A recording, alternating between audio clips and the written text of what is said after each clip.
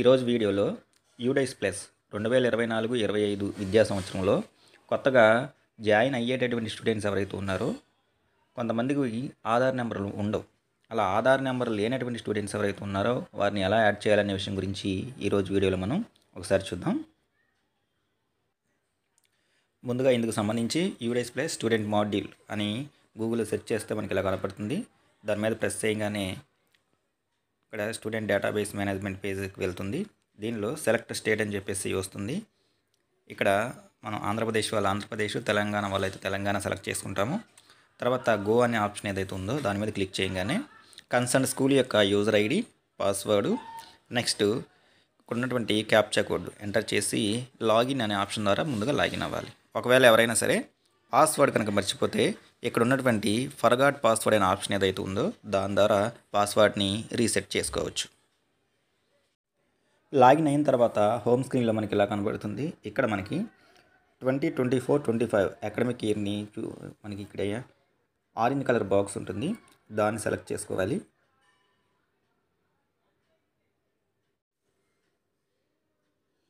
ఆ తర్వాత school dashboard అని చెప్పేసి ఆప్షన్ ఉంది. ఆ స్కూల్ డాష్బోర్డ్ అనే ఆప్షన్ మీద మనం క్లిక్ చేయగానే నెక్స్ట్ పక్కనే మనకి మన స్కూల్ యొక్క డాష్బోర్డ్ ఓపెన్ అవుతుంది.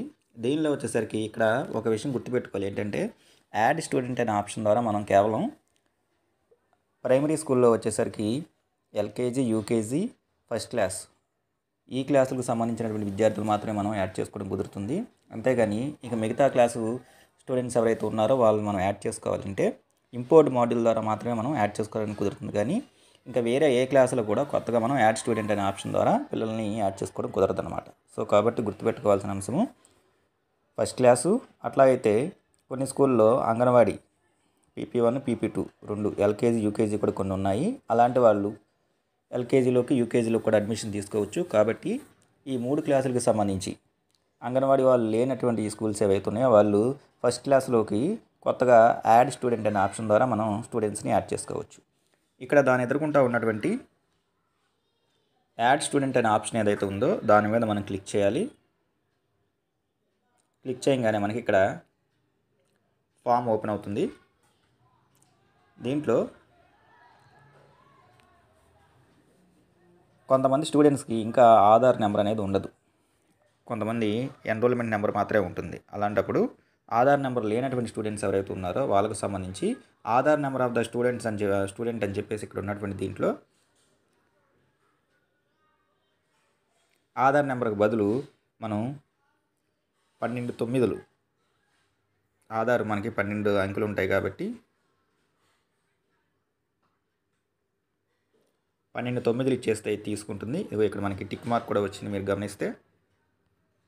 ఎప్పుడైతే ఆధార్ నెంబర్ లేకుండా మనం 12 9 ఇచ్చామో ఆటోమేటిక్గా కింద వచ్చేసరికి ఇది మనకి బ్లాంక్ అయిపోతుంది అన్నమాట. Name of the student as per Aadhaar card అని చెప్పేసి, ఎందుకంటే ఆధార్ నెంబర్ లేదు కాబట్టి నేమ్ ఎంటర్ చేయడానికి అవకాశం ఉండదు. సో ఆధార్ నెంబర్ లేకుండా జాయిన్ అవడానికి వచ్చినటువంటి స్టూడెంట్స్ ఎవరైతే ఉన్నారో వారికి సంబంధించి ఆధార్ నెంబర్ స్పేస్లో మనం దాని ప్లేస్లో మనం ఈ 12 9 ఎంటర్ చేస్తే తీసుకుంటుంది. ఇక మిగతా అదంతా మామూలే. డేటా అంతా కూడా మనం ఫిల్ చేసి సేవ్ చేసి స్టూడెంట్ని మనం యాడ్ చేసుకోవచ్చు. ఈ విధంగా 2024-25 అకాడమిక్ ఇయర్కి సంబంధించి ఎల్కేజీ, యూకేజీ, ఫస్ట్ క్లాస్లో కొత్తగా స్టూడెంట్స్ని జాయిన్ చేసుకోవడానికి ముందు ఆధార్ నెంబర్ లేనటువంటి స్టూడెంట్స్ని ఈ 12 9 ఎంటర్ చేయడం ద్వారా వాళ్ళు మనం జాయిన్ చేసుకోవచ్చు.